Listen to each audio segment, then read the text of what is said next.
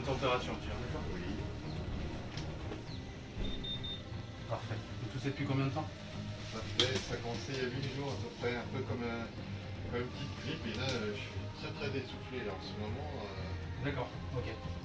Vous avez des problèmes de santé de particulier? Non, pas d'antécédents, je suis pas fumeur. Et vous avez pris votre température ces derniers jours?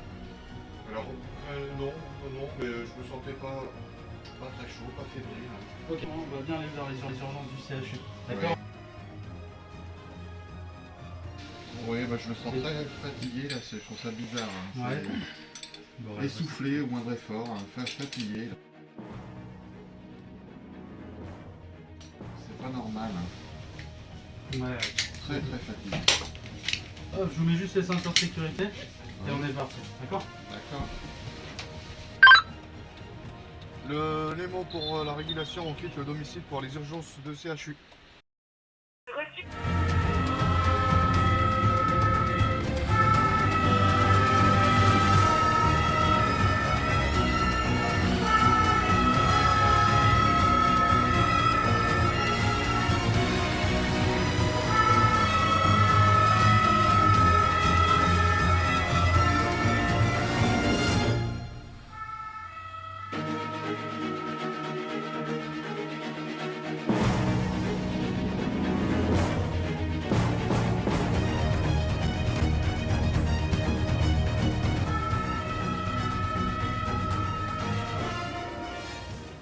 Notre profession est engagée sur le front depuis fin février. Tout d'abord au niveau 2, en collaboration avec le SAMU 44 et le CHU, sur la prise en charge de patients dits suspects Covid.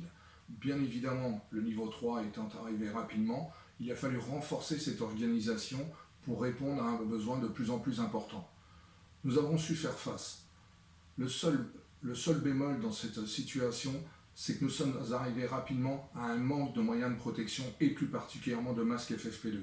Nous avons une oreille attentive de l'ARS pour certains moyens, type le masque chirurgical, où là, effectivement, nous avons une dotation hebdomadaire conséquente, mais il n'en reste pas moins que sur le masque FFP2, heureusement, une solidarité, on va dire même quasiment nationale, s'est mise en place pour que nous puissions protéger les ambulanciers sur les prises en charge au quotidien.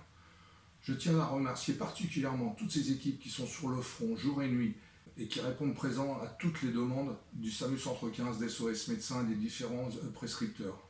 Nous devons retenir aussi dans cette période difficile les différents gestes de solidarité qu'on a pu voir se mettre en place. Nos voisins qui tous les soirs à 20h nous font un mini-concert, mais aussi les particuliers qui vont nous faire des crêpes, les sociétés type Sodebo qui nous offrent des pâtes. Tout ça est réconfortant pour les gens qui sont sur le front tous les jours.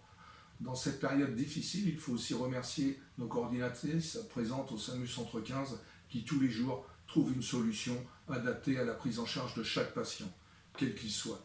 Car évidemment, il n'y a pas que le Covid, il y a aussi les autres interventions du quotidien qui demeurent présentes. Nous devrons retenir dans cette période la solidarité, l'organisation qui s'est mise en place. Nous sommes devenus, là c'est évident, un maillon essentiel de la chaîne de soins. Il faut maintenant en tirer les conclusions. Ce que nous avons fait là, nous devons nous en servir pour répondre présent sur l'urgence préhospitalière quand cette pandémie sera terminée.